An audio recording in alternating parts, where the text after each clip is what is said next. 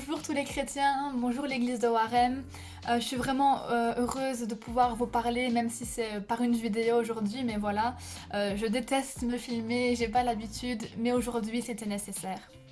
Alors, on passe vraiment par une période compliquée, étrange et déstabilisante.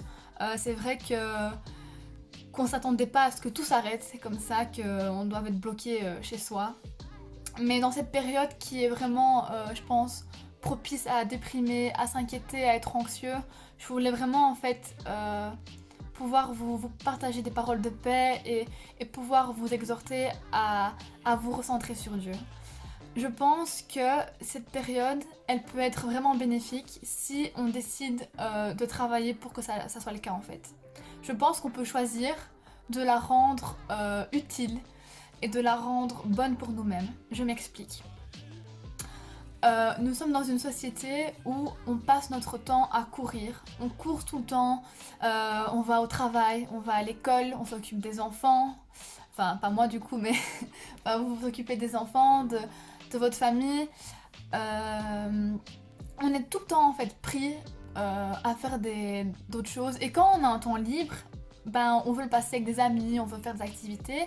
Et Dieu passe à la trappe, ou en tout cas, Dieu n'a pas le temps qu'il mérite. On ne lui consacre pas le temps qu'il mérite. Et là, eh ben on n'a pas le choix en fait. On n'a pas le choix. Dieu nous dit ah ben maintenant stop, tu t'arrêtes. Je pense que c'est un peu un moment où Dieu nous dit maintenant t'as plus d'excuses en fait. T'es tout seul chez toi, t'es avec ta famille peut-être, mais t'as tout ton temps. Oui, t'as peut-être du nettoyage à faire, mais t'as quand même bien 1 heure à me consacrer, t'as tout ton temps. Et donc du coup, on est un peu face au mur, on n'a plus d'excuses de oui, mais je devais faire ça aujourd'hui, je devais faire ça, nanana, pour dire à Dieu, mais non, aujourd'hui je peux pas prier, on n'a plus d'excuses. Et donc, je veux vraiment vous encourager en fait à mettre cette période à profit en priant, en vous recentrant sur Dieu. On a une difficulté, je pense, à mettre Dieu à la première place. Et c'est pas du tout pour blâmer qui que ce soit, moi la première. Mais je pense que c'est un moment où on peut profiter pour se recentrer sur Dieu, pour mettre Dieu à la première place. Car une fois que Dieu est à la première place, toutes les choses vont mieux en fait. Parce que la volonté de Dieu est bonne, agréable et parfaite. Donc si on le met à la première place, sa volonté va être accomplie dans nos vies. Et ça ne peut qu'être mieux que ce qu'on aurait fait nous-mêmes en fait. Je veux aussi qu'on profite de ce temps pour se remettre en question peut-être, pour dire mais Dieu, qu'est-ce que je dois changer? Comment puis-je m'améliorer? On a tout le temps pour le faire. Et donc dans cette période, moi ce que j'avais à cœur de vous partager, c'est un sujet sur l'adoration. Durant ces temps de confinement, j'ai fini plutôt un plan de lecture sur l'adoration, sur l'application YouVersion. Et il m'a beaucoup parlé et je tenais vraiment à vous le partager. Donc je commence. Donc le premier point, c'est l'adoration brise la confusion. Quand tout est confus, compliqué, impossible, c'est le bon moment pour adorer Dieu. C'est le bon moment pour adorer Dieu. Pourquoi? Je vais vous lire un verset.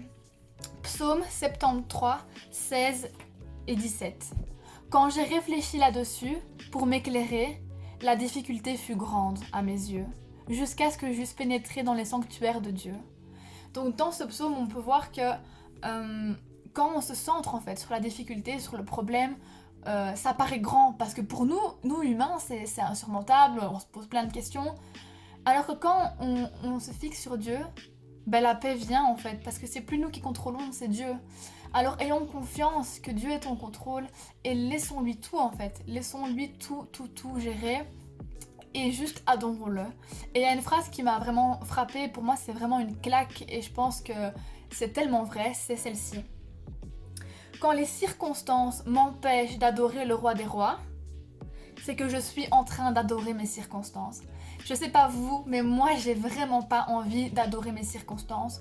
J'ai pas envie de me centrer sur le fait que oui, je suis triste de pas voir mes frères et sœurs, je suis triste de pas voir les gens que j'aime de tout mon cœur. Je suis triste de ça. Mais c'est comme ça et on peut rien y faire. Et j'ai pas envie de me centrer sur ça, j'ai envie de me centrer sur Dieu en fait. Et je sais que là encore à l'heure actuelle, je le fais pas assez. Mais vraiment qu'on puisse prendre du temps à l'adorer. Mettez un chant de louange, faites de la musique vous-même, adorez-le en parole, en écrivant en fait des choses, mais adorez Dieu et utilisez vos dons pour les mettre à sa gloire en fait. Vraiment qu'on puisse vraiment se fixer sur la gloire de Dieu, adorons-le et ayons la foi en fait qui va briser la confusion. Parce que lorsqu'on adore Dieu, nous ne sommes plus centrés sur nos problèmes mais sur lui. Et quand on est centré sur Dieu, là la paix s'installe.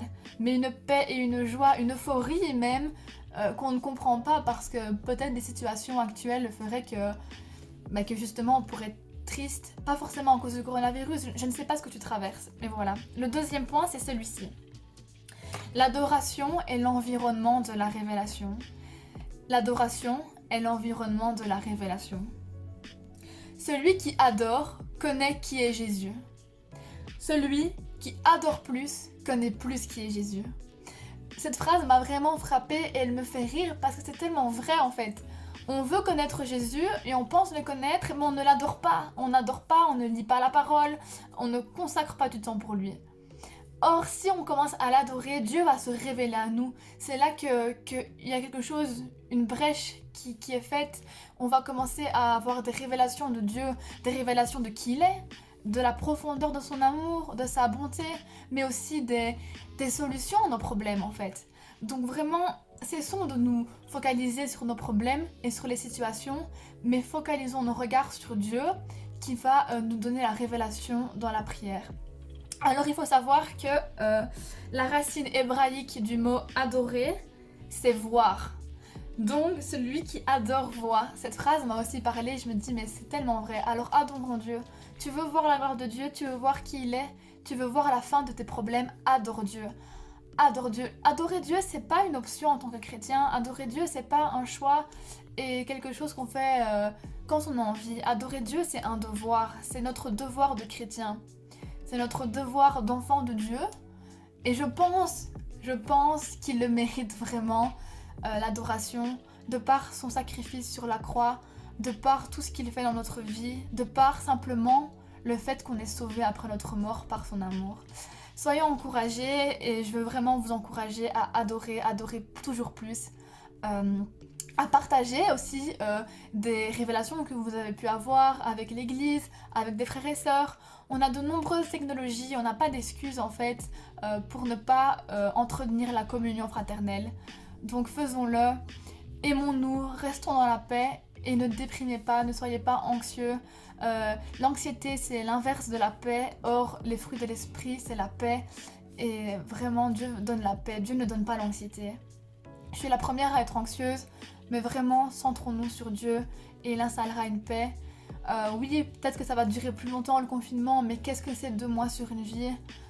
Alors que ça peut justement être 2 mois très profitables, on va ressortir plus fort de cette épreuve, plus unis, et on sera tous très heureux de se retrouver à l'église les dimanches matins.